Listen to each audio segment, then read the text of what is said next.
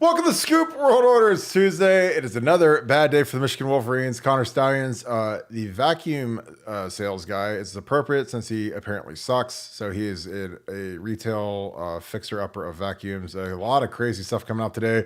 Again, as this goes on and people dig deeper, there's going to be more skeletons coming out, and we are here for it. We can't wait to get into it. So that being said, as always, we appreciate you guys kicking with us. Again, we appreciate these have been fun nights. The super chats are flowing in. If you guys have a question that you're dying to have answered, super chats are answered immediately right in the middle of the show. So I'd let you guys know if you guys got something you want, let us know. We appreciate all of it. Again, if you enjoy the content, leave us a like, click subscribe. Also click the little alert bell. You'll get an alert every time we go live. It's usually around 7 o'clock, but sometimes we're a little bit early. Tonight we're a little bit early because we're just so excited to get on. And I want to hear, what do you predict is going to be the next crazy thing? Put on your tinfoil hats. Nobody saw that Connor Stallions was a vacuum salesman with Blake Corum, but he was, or a refurbisher, and sued by the Homeowners Association. This guy is a pure whack job, and we are here for it. That being said, I'm going to bring in my favorite, I can't call you a vacuum salesman, but it's like when we heard that he was selling used refurbished vacuums and the Homeowners Association sued him. And then he claimed that this is all in the Wall Street Journal. They did like this deep dive profile. They unearthed an LLC that he had with Blake Corum. Truly bizarre stuff. But what were your thoughts initially, Nevada? Well, my first thought was that it had to be some sort of a money laundering thing or something, because who buys? What's the market for used vacuums? I mean, I'm like, like a vacuum is not like a really expensive item. I'm not trying to be like Jimmy big bucks, but like most everybody can afford to buy a vacuum, and it's like, are you really going, I really need to save a couple of bucks, let's buy a used vacuum instead of a new? I mean, aren't new vacuums even like the best ones like $600-700? Like I just don't understand the market analysis. Maybe he got a D in business school or something like that, but I would have thought a little larger market than vacuum cleaner salesmen or used refurbished vacuum cleaner salesman would have been better. I mean, maybe something like sign stealing. Like maybe you go, and I'm just spitballing here, but maybe you go to Jim Harbaugh and you go, look, Jim, I got an idea. I'm going to make you the greatest coach in college football history. I'm going to turn this whole thing around. I'm going to go steal the signs from other teams. I won't communicate to you. I'll communicate to Jay Harbaugh, not Jim Harbaugh. I'll communicate to Jay Harbaugh, give you plausible deniability, and you guys will know everything that's coming in on offense and defense. What do you say, boss? And the guy's like, hey, I'm giving you a full-time job there, Connor. You're my man, $55,000. In fact, you're so rich now, Connor, go buy a house. Go buy a $500,000 house out there in Ann Arbor. Yeah, it's 485. Literally, right at the top of this article, he bought a $485,000 house, making $55,000 a year, which is okay. Go ahead about it. Well, just first, my first question. I mean, look, there's lots of questions about who buys a $485,000 house when you're making $55,000. Who in the coaching profession at that level buys a house? I mean, that seems, I know a lot of guys that come in there and they rent, because that seems like that's the rental business right there. The last thing you're thinking if you're a Michigan coach making $55,000 a year is, hey, this is where I'm going to live, die, and stay here forever and ever. So everything about the story is weird. Connor Stallions is weird, and the Michigan, watching the Michigan websites float around. I mean, it has been the most embarrassing thing that I've ever seen in all I've been doing this 25 years right now, and I've never seen anything like this. Watching these guys. Now, you understand, these are the same sites that had the information about a Michigan staffer who was a pedophile. They had it. They had the information. And you know what they did? You know what they did with that? You know what they did with that information? They sat on it. They didn't run it. They didn't run it. They didn't run it. And it took Zach Smith, of all people, running it for them to come out and turn it. They had it, and they sat on it. And now they're all singing, oh, we've got the big bomb coming in. Oh, this is going to leave the smoking crater. And it's Purdue and Rutgers and Ohio State shared information with Purdue. And everybody's like, yeah, well, there's nothing wrong with that.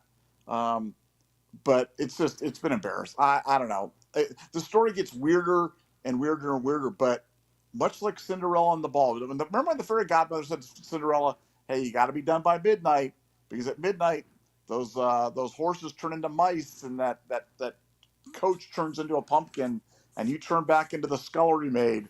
Well, it's rapidly approaching midnight, and Michigan's about to turn back into the scullery maid, and it's going to be ugly, man. It's going to be ugly. I'm telling you. Yeah, I think it's I can't get enough of it. It's a strange curiosity and obsession every single day, every single minute. It's like because again, you can't make this stuff up. Like when I read this stuff, I'm like, for one, okay, so he buys a $485,000. He bought it in March of 2022 when it was like a 8% interest rate. So I mean, he bought it like at the absolute peak of the market, you're gonna just get crushed on interest. But then, it says literally this article says not long after he moved in that spring, dozens of old vacuum cleaners appeared on his front porch. So he's just leaving these things out on the front porch. And because it's not like he just left them there, they got delivered, he brought them in the garage. He was leaving them out there. So it said the unsightly stash peeved neighbors. So it's like, I've got neighbors, I've got a homeowners association. Like if you leave the trash cans out, in front of the house, like you can get written up. If you don't mow your grass, you get written up, like standard stuff.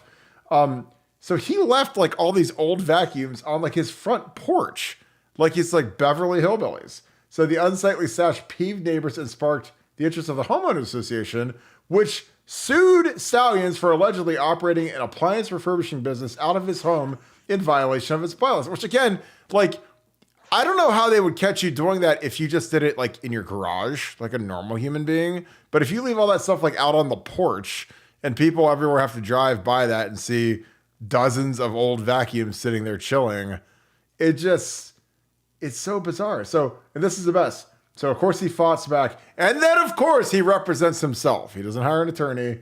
And so in this trial, he wrote a letter in response to a summons where he wrote, "I suspect that whoever has chosen to sue me either one, doesn't like the fact that I'm a veteran, of course, because everybody hates veterans in this country, or two, is a Michigan State fan and knows I am a Michigan football coach," which he isn't. He's an analyst. You're not a coach. You're a recruiting intern, and wants to draw my attention away. He had one Spartan fan in mind say, someone named Jeff who lived down the street and had a son attending Michigan State. He uncomfortably questioned me about Michigan football and what goes on in our building, giving me a bad feeling about him. He definitely seemed like someone who wants to distract me with unnecessary, time-consuming things like this. So this guy, like, we always think that we deal with crazy. And trust me, like, when you live in the message board and the YouTube world, there are a lot of crazy people. There's a lot of dumb people.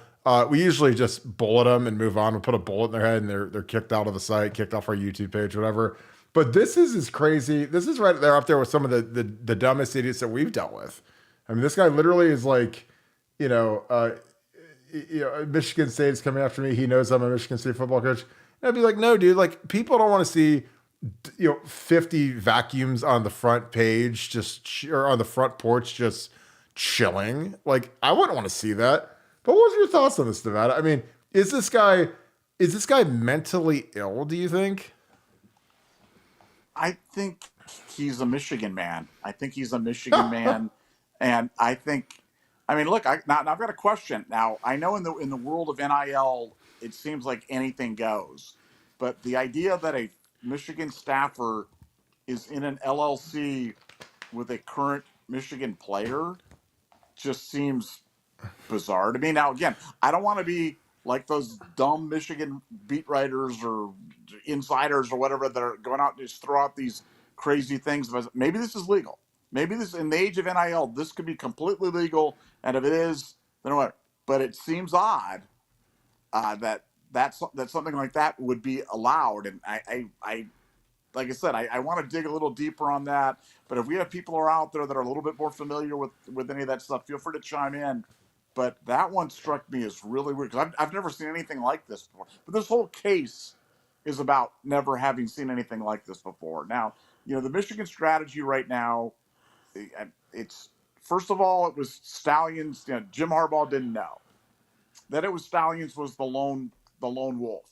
Now the pivot, you got to notice the pivot. The pivot now is to Stallions identified that other teams were cheating, and he was just trying to level the playing field. That's all he was trying to do. He was just Oh trying to do God. what all these other schools were doing. And then you end up at the point where Stallions is a great American hero. He's the person that the one the man that wouldn't break, Connor Stallion. You're kind of like Oliver North or any of the other great Patriots. John Paul Jones or Nathan Hale or any of the other great Patriots in American history that wouldn't break, and he wouldn't turn on them. And that's where they're going with this. And it's unfortunately everything that they've thrown up, none of it's stuck. None of it's resonated with the Big Ten. None of it's going to resonate with the NCAA. And the hammer is coming down. The hammer is coming down on Harbaugh, and it's just a start. It's just it is just an appetizer, because when you have to understand, Michigan to this point has not cooperated. The Michigan coaches have not cooperated. Stallions has not cooperated. Look, that doesn't play well with the powers that be, the people that have the ultimate authority to decide life or death for your program, to allocate television revenue, to vacate wins. I mean, there's 9 different remedies that they have on this. And Michigan has decided to try to stonewall, at least from a coaching staff's perspective, and it's not going to go well. I'm telling you right now, it is not going to go well. And I put this on a tweet, but like, Michigan fans, stop being mad at the rest of the world be mad at your coaches. Be mad at your coaches. You have a right to be angry, but be angry at the right people. Be angry at the people that put you in this situation, that completely nuked your brand, that completely destroyed any credibility that you guys have, that have made you a laughing stock of college football for the rest of your college football watching natural life. You'll never get away from this. Never. Long after Harbaugh's gone, long after Connor Stallions is running Connor Stallions bulk vacuum cleaner thing in Zambia or wherever the heck he's selling them to. And hey, for fun, go read the Amazon reviews on Connor Stallions Oh vacuum my cleaner review God. visit. It was so bad. I mean, like, these go back, they predate all this stuff. Like, something was really weird going on with that. I'm telling you, because if he was doing it, he sucked at it. Excuse the pun, but he wasn't good at the whole vacuum refurbishing thing, because there was a lot of unhappy customers about this. And I don't know what that's about, but Connor, my man, God bless you for joining the military. But boy, dude, you screwed the pooch on this one, and it's going to get bad. I mean, like when I read some of the stuff, it's like I have to like see. Okay, this isn't The Onion. This isn't Mad Magazine. This isn't like like a FARC or something. Like I read this and I'm just like, this is the Wall Street Journal, and they have to like write this with an actual. It's just it's like it's mind blowing. Like I'm speechless. Like I literally cannot express how hilarious a lot of this is, especially being an Ohio State fan. How dumb they are. AZ King, I appreciate you, brother. You're always in here. Thank you for the 5, Salute Kirk, Envy, and the subs. Appreciate all you guys. If you guys could click subscribe, that's huge for us. But I appreciate you, my man. I see you in here always grinding in the chat. Appreciate all your comments. My girl Jessie, this is the best. So Jessie Davin, she tweeted this. She sent me all this craziness. So I'll squeeze that a little bit so you can see her name. Jessie's in here like every night. Shout out to her dad, Andy. He's our biggest fan. He watches all of our episodes. It's great, Andy Weiland. So appreciate you both. But just some of the wackadoo stuff, like he's photos with Jay Harbaugh driving to Bloomington. Like this guy, like he's like the super fan. He's like literally the movie super fan. The chick that was the swimmer, and she was like a psychopath stalker. Like that's what this guy is. And every school has guys that are like this.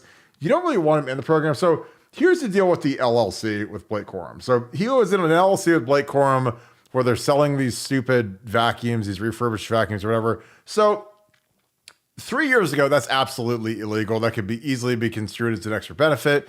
It's really gray area. But even still, like if somehow, a coach is perceived as funneling money to a player 3 years ago, pre-NIL, that's an absolute NCAA violation, absolute infraction, absolute fireable offense. But it's probably murkier now with NIL where you probably legally could do that. But there isn't a coach in this universe ever that would ever condone that. Like there's no way Jim Harbaugh a Ryan Day. Like if you're some $50,000 a year talent and you're saying, hey, you know what I want to do? I want to go get into business with our Heisman favorite running back. You know, the guy that we're going to promote for the Heisman this year. I'm going to go start a vacuum cleaner refurbishing company. And like there is, for one, compliance wouldn't do it. The athletic department wouldn't do it. The coach, it just looks like you're like a fanboy. Because again, something that Urban was really great about, Trust was too, but Urban like made this real clear. There's a black and white line between you and the players. None of the, they're not your homies. They're not your business partners. They're not your whatever. Like, it's just so, like there's got to be a coach and a player. It's not, you can't mix it. Cause once you start mixing it and you start becoming one of the homies, it's hard to reel it back in. Like when you have to get on some players, you can't be their buddy and their friend. And it's like Urban used to always say, I got plenty of friends. I don't need friends. I need players. I need coaches. If you want to be friends with the players, then you're not going to work for me. I'm going to fire you. So, again, like if you're trying to be a serious coach, like there has to be a line there. You can't be buddy, because there's going to be a time where you're going to have to motivate these kids. And a lot of times when you're motivating them, it ain't fun. It ain't pretty. It ain't, but if you're always joshing around and being buddies with them, like it's hard to put the toothpaste back in the tube dealing with players.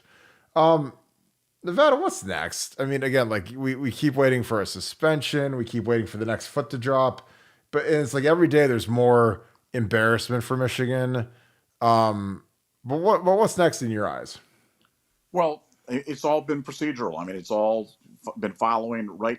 Well, I think what people get caught up in is people think when they don't see stuff when they see stuff on Twitter and being battled out, they feel like, well, look at Michigan, they're fighting back, they're pushing the Spartans back into the gates of whatever, and it's like, no, nothing's happening. Here's what's happening: the Big Ten informed Michigan that they were on notice of pending, gave reasonable notice to respond, and that reasonable notice runs out. I believe, again, we're getting into what is reasonable, and reasonable has a lot of different definitions. And that's going to be one of the things that's going to, determine whether or not Michigan prevails, or whomever prevails, whoever the body is, if they do go for a temporary restraining order, is going to be whether or not it was deemed to be reasonable, whether they had a reasonable time to respond to the allegations. And my understanding is that runs out tomorrow. And if that runs out tomorrow, then expect the commissioner to immediately enact the punishment. Now, could it be tomorrow? Could it be the next day? You guys know, if you're on Buckeye Scoop, one of my favorite sayings is timing these things is always dicey, because timing the stuff is hard. And when you're dealing with lawyers and legal, and if a lawyer comes to you and you're the commissioner and says, look, you can do it tomorrow, but that, if you wait another 24 hours or 48 hours, that'll appear to be more reasonable than if you're the commissioner and you're like, fine, I don't care. So I don't want to get looped to do a timeline on that. But what's next? What next is the hammer drops, man. The hammer drop. There isn't anything else. There's nothing. They haven't persuaded anybody. They haven't moved anybody in the Big Ten office off their position. They haven't made inroads with the NCAA. They haven't dropped the nuke, and left Ohio State as a flaming hole in the ground. None of it. They've done absolutely nothing but just kind of flail around, waiting for the hammer to drop. And I believe it's dropping tomorrow. Could it be Thursday? Sure. Could it be Friday? Absolutely.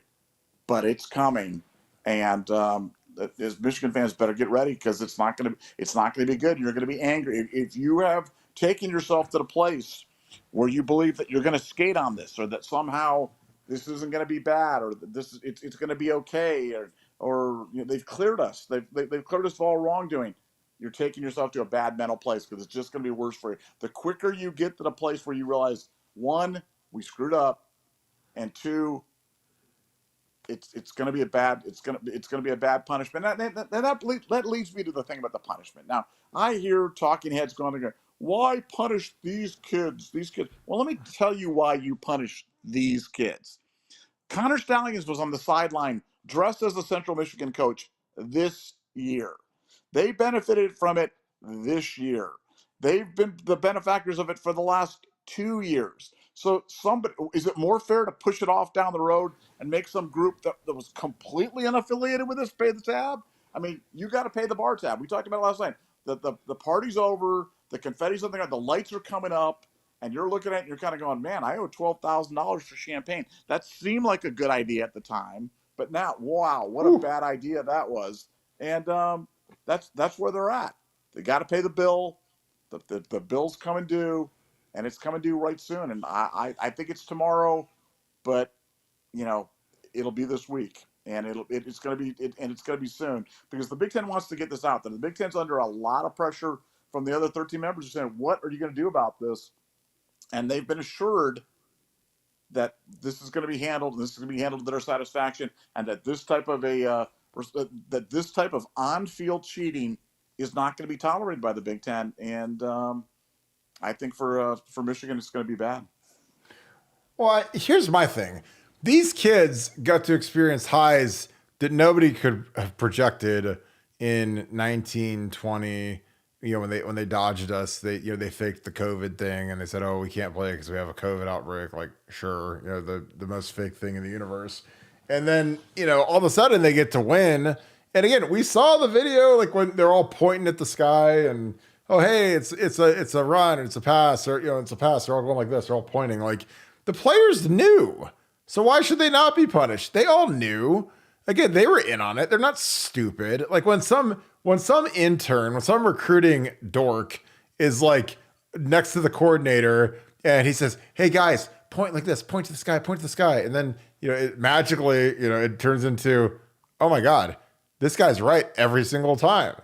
Hey, it's pass. Hey, it's pass." Like, so yeah, you punish the players. I don't feel bad for those idiots. Those guys got to win a Big Ten championship. Those guys got to beat Ohio State for the first time they've beaten us one time since 2003, and then magically they turn into Alabama circa 2009, and so I don't know. Like to me, the players are they're always the last to be considered, because coaches, because players are just consumable objects in college football. I mean, they literally like coaches leave, players leave, coaches get fired.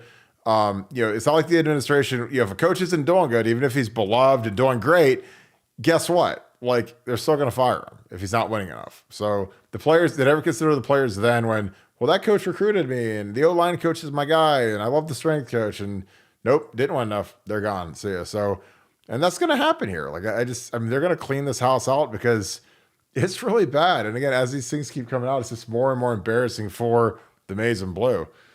We've got Michigan State again. I hate that this is a 7:30 game this week, but what are your thoughts going into Michigan State? I mean, we had the Ryan Day press conference again. I can't imagine that a lot of the guys that are iffy or injured are gonna. Most of those guys are gonna be out. Like you're gonna hold out Cade Stover probably till Michigan. You probably hold out Emeka. There's a reason for him to play. Hold out Lathan Ransom. Michigan State is atrocious. What do you think of this? Because really, this is like the 2-week lull before the massive storm that will be the game up in Ann Arbor. Well, I'm glad we're not playing Penn State and Maryland. I can tell you that. So Sure. I like our schedule a lot more than Michigan's. And no, I think Ohio State rolls this week. I've had a pretty good handle on this Ohio State team all year. I think we roll. Michigan State is just not good. They're just not good. And anybody who watches them, you watch them, you watch their games. I've watched several of their games. I haven't watched as many games as Connor Stallions has watched, but I've watched enough games to kind of watch them. And they're just slow. They're slow at all the key spots. I don't know how they're going to move the ball on us because they just look like they're just running with two left feet. And, I think it's going to be really, really difficult for them to generate any kind of offense. So 31.5 point spread. I've got Ohio State winning, and covering. I think this will be one of those 42-3 games or something like that. I think it's going to be bad. I think it's going to be a suffocating performance by the defense, and I think Ohio State's going to roll on into a couple weeks away from Michigan, and it's like I said, if you sit Emeka, I mean, I think you got to play Emeka. I mean, Emeka looked sluggish last week. I'm not sure it's his injury. I think he's got to get up to game speed, but I would certainly have him on a pitch count. I'd have all the key players on a pitch count, get them their pitches, get them a thing, and then get them the heck out of there, and let's roll it on towards the Michigan game. No, I totally agree. We got a super chat here. Anthony Rodriguez, appreciate you, brother, for the 10. Thank you so much. Do you think the sign sharing from OSU is as serious as people are making it out to be? Absolutely not. What's the difference of rule violations to OSU sign sharing and Michigan? People are making it seem the same. Well, here's the difference. We didn't send people out ahead to video it. And again, if that comes out, then it's a totally different question. Because to me, the difference is Michigan had these stringers that were out at the Penn State Rutgers game, sitting there with their little iPhones, like video and signals. Like, that's a totally different deal than just picking up signs in game. Now, if we did the advanced stuff and they have evidence of it, that's different. Now, I think that they're doing, they're trying to make, jaywalking into capital murder, but it really isn't. So I don't know. I don't think that there's any comparison. Like I said, I stole Michigan signs in 2012, and I sat there, looked through binoculars, I picked their signs. Like, it's not that hard to do. If you're smart, and you can think on your feet, and coverages and defenses and fronts, and it wasn't that hard. And I was really, really good at it. But I didn't have any pre-scouting. I didn't go to any games. I didn't watch it on film. I just picked it. I mean, you can pick the signals. If they don't change the signals and they have one guy signaling or two guys signaling, it really is not hard. I promise you. But, you can't compare what Michigan did where they had this sophisticated, and again, I think it all happened when the coaches found the play sheet with Keenan Bailey in 2018 on the sideline. Somebody found it. One of the Michigan idiots left it behind, and it showed Keenan Bailey, in his little shirt, and it said, "This is Keenan Bailey, and he's the signaler, and he wears a blue shirt 44% of the time, and he wears a yellow shirt 5% of the time, and and he seems to signal the outside receivers, and this guy signals the O-line, and then this guy signals the far side receivers." Like, they had like a pretty good idea of how the signaling program worked at Ohio State. So, but I don't think that there's anywhere near the level of sophistication that Michigan had. But what are your thoughts on that, Nevada? Well, one, I mean, who produced that 2018 laminate card? That was Connor Stallions version 1, dude. That's where that came from. That's when he was trying to get his gig and trying to go out there in terms of doing, like, that was the whole Connor Stallions version 1 thing, and it kind of morphed into this monstrosity that we have here. But to the super chat question, they're conflating issues. Sign stealing, that has a connotation of stealing or whatever. That's okay. You can steal people's signs. You can share information with other teams. You can do any of those things are okay. What you cannot do by rule is you cannot send advanced scout teams, and you cannot use recording devices. It's kind of like in baseball. Think about it in baseball. In baseball, teams have been stealing signs and watching the third base coach and stealing signs forever and ever and ever. The Astros didn't get banged for stealing signs.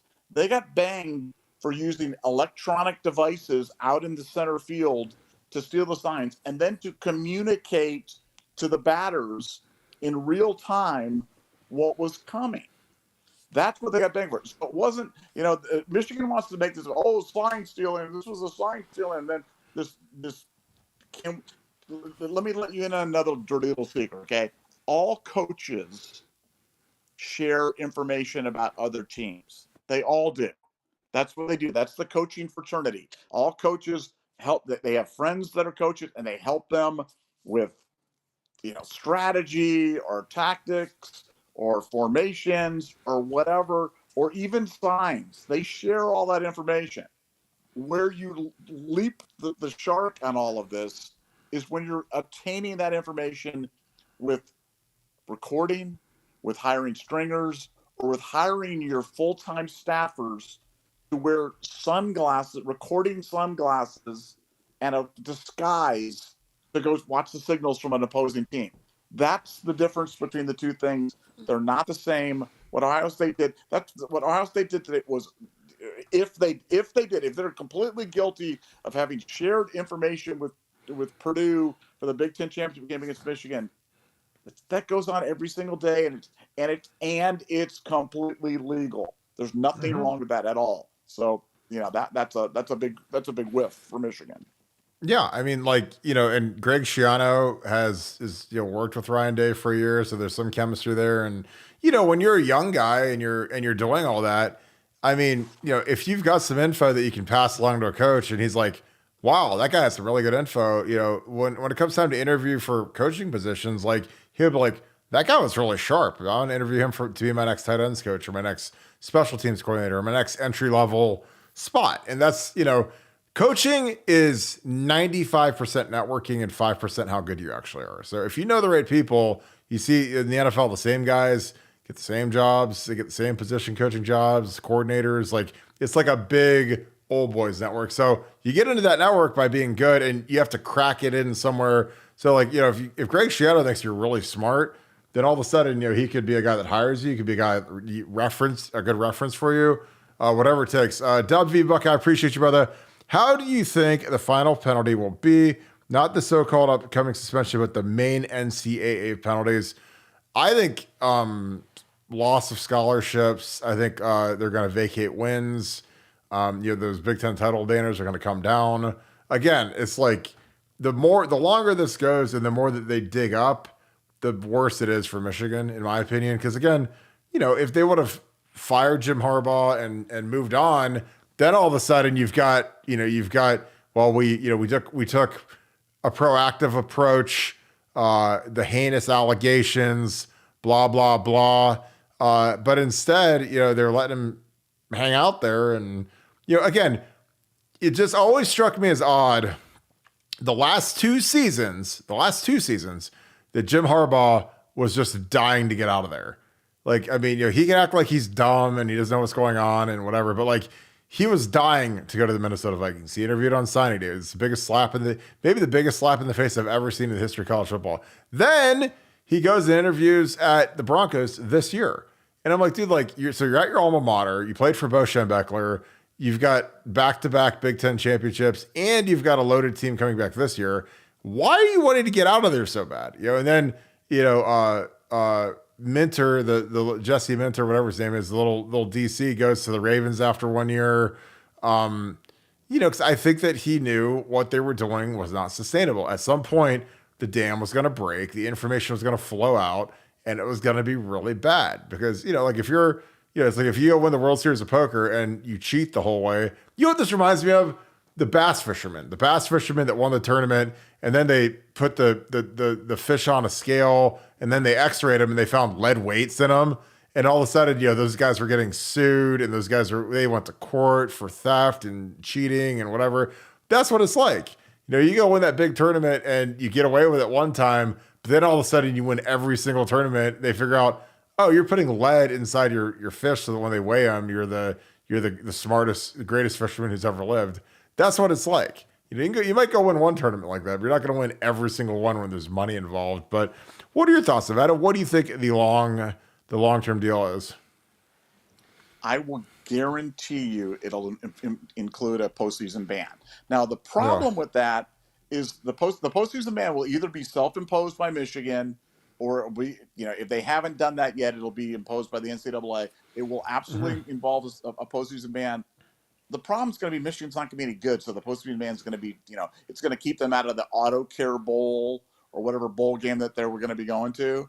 But no, I'll take wagers on that. I will take wagers that it involves that the direct fruit of this will be postseason bans. And for this year, I think it costs. I mean, you've already talked about Heisman Trophy voters, taking kind of a different look at J.J. McCarthy.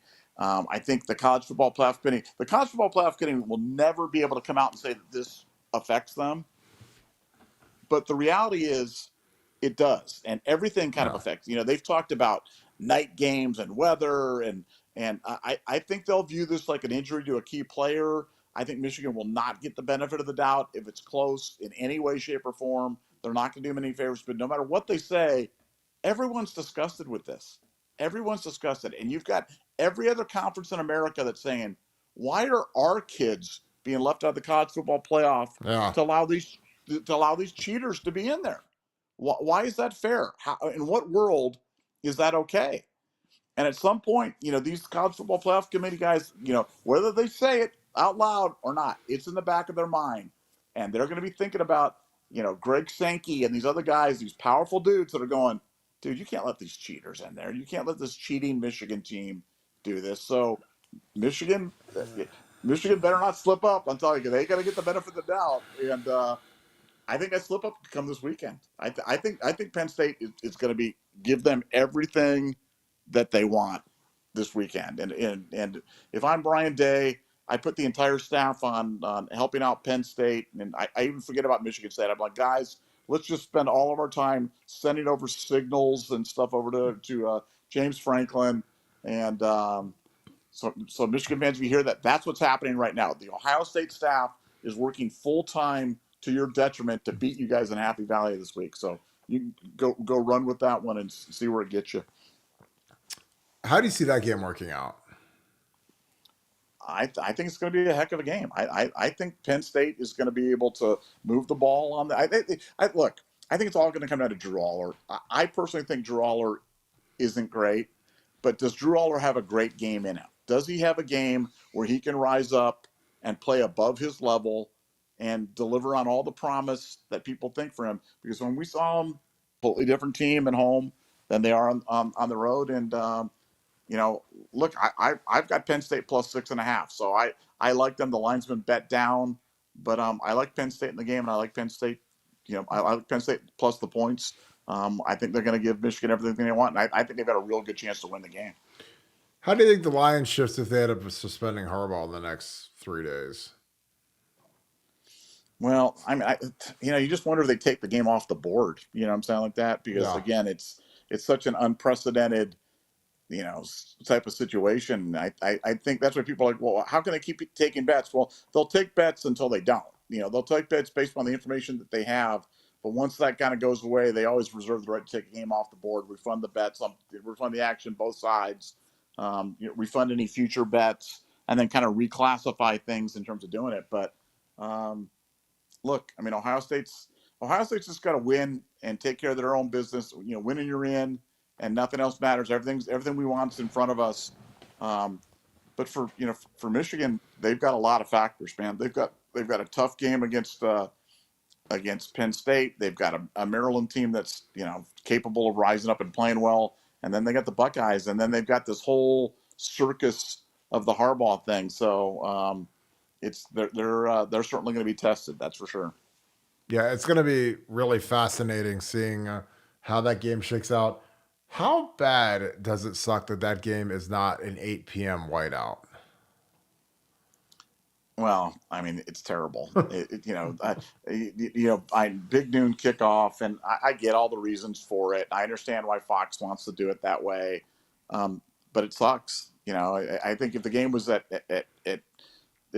at night, I'd be betting the house on Penn State, and some people think that stuff doesn't matter. Like we've talked about this ad nauseum. You've played there, it's so loud you can't even hear the guy next to you talk, and but I think this game's going to have some extra juice. I think the Penn State fans are really kind of carrying the banner for the whole Big Ten on this one right now, because they're the first ones that really get a chance to kind of lay it on Michigan for all this cheating, for all this defiance, for all this lack of contrition, for all this lack of self-awareness. The Penn State fans kind of get to bring it on them, and it's going to be glorious. I'm not going to miss that one at all. I'm going to watch every minute. Yeah, it'll be fantastic. Jared, appreciate the 5, my man. Do you really believe UM was folding a royal flush the last 10 years, waiting for a doomsday scenario? No. I mean, I think that they weren't good enough, and then they all of a sudden got real sophisticated at it. No, I think let me tell you what he's referring to. What he's referring to was there was a message board post that was put out there that Michigan has been been saving this document. They've got, like, think of a Google Doc, like a Google Doc that Yeah. survived throughout the generations within the halls of Schembechler Hall, and it's kind of an emergency. Don't break this unless it's an emergency type of thing. And now they're going to break the seal and pull it off, and it's got all the dirt on Ohio State, on Michigan State, going back to Tony Mandarich. Tony Mandarich used performance-enhancing drugs. I don't know if you know that, and that Michigan State was complicit in it.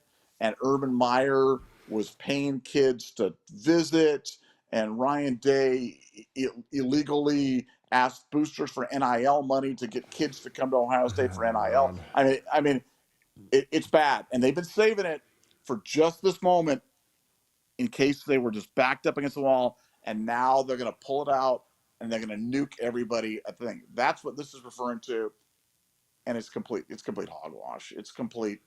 It's just I didn't even have words for the silliness that's coming off these Michigan message boards. But I think that's what happens when you're kind of bereft of hope. When you need something, you need to believe in something so badly. You have to believe. Wait a second. We didn't do anything wrong. We can bring them down. We've got this. We've got this last, this nuclear weapon that we can drop on these guys and stop the hordes from coming over the wall. And but Michigan fans, it's just all a silly fantasy. And so no truth to it. They haven't been holding the nuke. No, I think it's just I don't know. Like I think that they're trying to say, oh, everybody does it. Oh, but they know that's not true. And again, if there's evidence, then obviously bring it forward. Bring forward all this. But I don't know. It's completely bizarre as to where this thing's going. What do you think's the next step? I mean, what do you think comes tomorrow? Do you think he's gonna be a washing machine repairman, or you know? I think there's more stuff to go. I think there's more stuff to come on this Western. Remember, we broke the thing about the Western Michigan, about the guy that was on the Western Michigan sideline in 2022. Well, nobody from Western Michigan has been able to figure out who that is yet. And while we're still waiting on Central Michigan circa 2023 from identifying the guy that was dressed up like the coach with the sunglasses and the recording device. But Western Michigan 2022, same thing, same mysterious guy, same kind of circumstances, same. Nobody can figure out who it is. So I think there's going to be more and more of that stuff that's going to come on. I mean, you've got more stuff from other schools, of people sitting in the seats holding the cameras, that recording stuff. That's some of the stuff that was shared with the president of University of Michigan on Friday. I mean, there's just lots more to come from that standpoint. And then, as we talked about a bunch, there's the whole police investigation. When the results from that come out, and the gambling, the accessing the Ohio State practice film, and how they were accessing the Ohio State practice film via the cloud. It's just, this story's not going to go away. It's going to go on and on and on and on. And Michigan's defiance and denial is only going to make it worse. Yeah, it's funny. Of course, Michigan, they have media tonight, and they put Blake Corum out there because they're geniuses, and they say he was asked about the contract circulating on social media, linking him to Connor Stallions. He says, "I have no business with him," says he found out before practice, and his lawyers are looking into it. So that is really, because again, like I don't even know how to describe how weird it is that a guy would start an LLC with a player to sell used vacuums. Like, just, especially when a guy, like, I mean, it's not like it was some ancillary dude. Like, that's literally like their best player on offense. Their running back, the guy that they promoted for the Heisman preseason. And I don't know why he'd ever want anything to do with that, because when you're the it'd be like CJ Stroud working with Parker Fleming to sell used microwaves or something like that. Like, it just makes absolutely no sense. You'd be like, well, why would CJ Stroud need you when he's about to be a gazillionaire in the league? But it is what it is. Yeah, I'm just trying to think if there's anything else. I don't know, we can throw on the WV. I know we've got to watch that like every day. But this is what I was talking about. Like, when I was digging for this clip. We'll knock the super chat out, and I'll go to this clip again. Joe Oil 82, appreciate you, my man. Absolutely punishing the suck again players. I like that. They steal opportunities from special talented players like CJ Wilson. See, that's my point. Is like, those kids got their hopes crushed 2 years in a row. Hopes of winning the high. I mean, the guy that got killed by this is CJ Stroud. Because CJ Stroud, we beat Michigan. He wins the Heisman maybe twice. I mean, no, he wins the Heisman twice, period. Because if he beats Michigan and then we beat the crap out of whatever turds from the West, I mean, that's life changing. And imagine, I mean, Archie as well as anybody in Nevada, and you won 2 Heismans, man. That's literally, the air is so rare. There's one person that's done it. And CJ could have been number 2, and he'd have been a quarterback, and he'd have been from Ohio State. But yeah, I mean, that's why you don't feel bad at all, do you, Ken, for Nevada? Do I feel bad? About the poor players being punished from Michigan? No, look, I think this is why CJ Stroud's performance in the NHL and the NFL has been such a surprise to everybody. Because I think we got a skewed perspective about who that kid was and what he was about based upon a couple of games against Michigan. That really affected his legacy. It affected the way an entire fan base viewed him and his career at Ohio State. And they were playing against a team with a stacked deck, against a team that was cheating.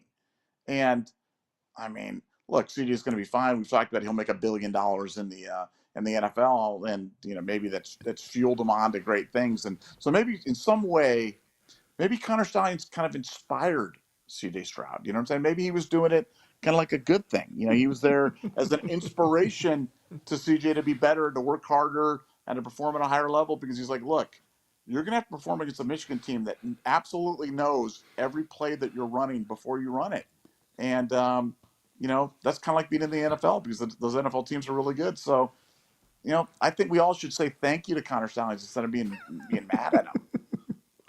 Oh, I totally agree. So this is the funny thing to me. So I look at, like, this is why I don't feel bad about the players. So, if I'm any of these players over here, any of these guys, any of these Michigan guys, and you've got like these 2 little like dork sign stealer guys, Connor Stallions is over there. Like, there's Connor with his little spreadsheet, and he's the first guy going, it's a pass, it's a pass, it's a pass. And then all of these players are doing it again. Like, you don't ever see anything like this, because, normally, if it's like a road game, in high school, you might call out run or pass and scream it out, pass, run, especially if it's a pass, because then, the D linemen know to start pass rushing. But these guys had to have known, because they'd be like, because you'd have to explain, well, what gives away that it's a run or a pass before the play, and we should be going like this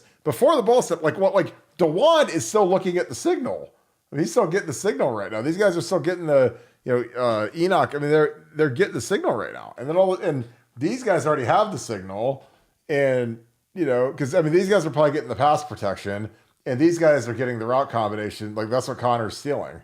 So as soon as he gets that, I mean, like, it's as blatant of a cheating as I've ever seen. And that's why I feel bad for the players, because they knew what was going on. Like, I can't express that enough. Like, if you're a player and some entry-level intern is like, hey guys, I don't want us to run in a pass every time. Like, if you have a brain, and some of these guys went to Michigan and they're general studies guys, so they probably don't. They're not business students like some of us are. And, and you say, well, how do you know beforehand that it's a pass or a run? Are you just a really good guesser? Oh no, man, I got all their signs. We got video of it. We get it all spliced together, and, just make sure that you help me point it out to the guys that it's a pass or a run. And again, that's why I hope the players get cracked too. They don't deserve anything, because again, those guys know, they're not dumb. I mean, they might act dumb, and they probably are dumb, but I mean, if you're a football player, and again, this isn't the D coordinator saying it to you. This isn't a high ranking dude. This is an intern saying it to you. And then all of a sudden, it's like he's got Great Sports Almanac and Back to the Future too, and he's right every time. Then you're like, wow, this guy's got to have something on these guys. But your thoughts on it? Like, I had to dig that video up, because I was just like, that's why I don't feel bad for the players, because they all knew, like, hey guys, we're going to cheat and we're going to win. and you guys are going to get the big ring and you get to go to the playoff and everything and beat Ohio State for the first time ever and be heroes. But you're going to cheat. Okay, sure. Sounds great. Well, you just think about the responsibility. I mean, if you're a player and you're pointing at the sky and screaming pass, pass, pass, and then it's a run, you know, that's bad. You know what I'm saying? So like Oh, yeah. you're only gonna do that if you know this guy's got the goods. You know what I'm saying? Like that? Because you're not gonna look like a jamoke if you're out there screaming, pass, pass, pass, pass, and then it's a run, you're like, oh man, my bad guys. Sorry about Oh, that. oh, So you're gonna be, you're gonna make sure, you wouldn't be out there pointing the sky unless you knew for sure that it was a pass. So the thing about the players, did they know? Of course they knew, because players, yeah.